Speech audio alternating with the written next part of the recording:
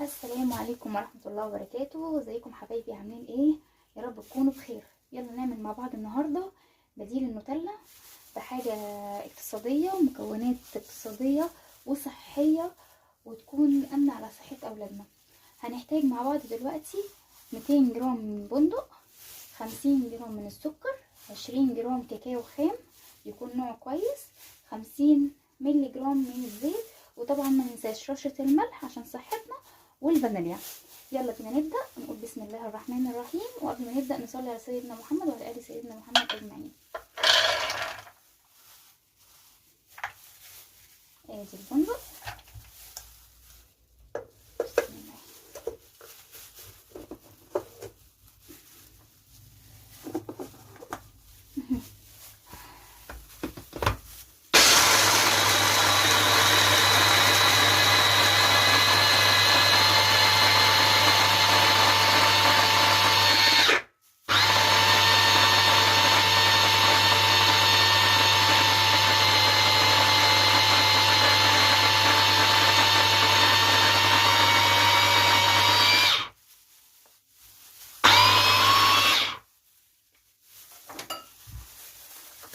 كده نعمل كده، مش عارفه استخدم هنا الجلافز ده، ماشي.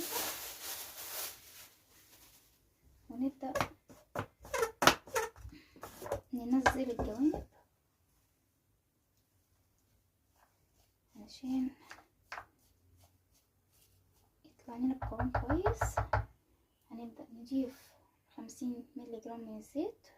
ده زيت طبيعي نباتي، مش زيت نخل ولا حاجة. زيت النخيل انتوا عارفين طبعا هو غير صحي على صحة الأولاد، فاحنا هنستخدم زيت طبيعي خالص من غير أي حاجة خالص.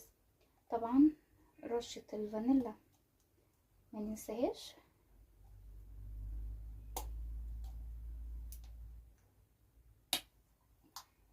رشة بسيطة، نقطة أو نقطتين فانيلا وخلاص. ونرجع تاني نضرب المكونات دي كلها مع بعض.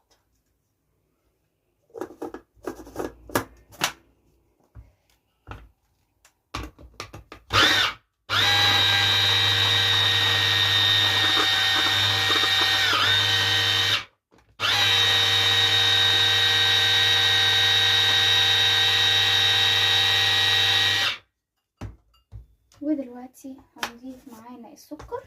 كده شايفين المكون عامل ازاي؟ ضرب خالص خالص خالص، بقى ناعم جدا. احنا معانا 50 جرام من السكر شبه ناعم، لو في سكر ناعم يبقى افضل. هنضيف السكر الناعم كده ونرجع تاني نضرب المكونات دي كلها تاني مع بعضيها.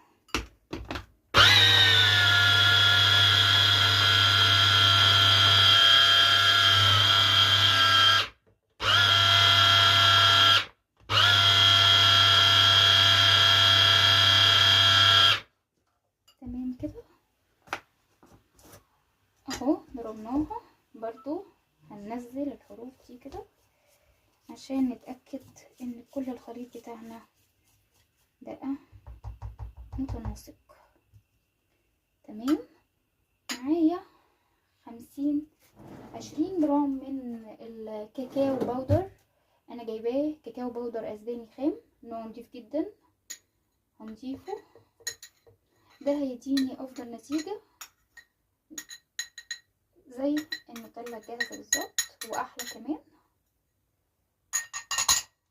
انا ضفته كده وهنرجع نضرب المكونات دي كلها تاني مع بعضنا.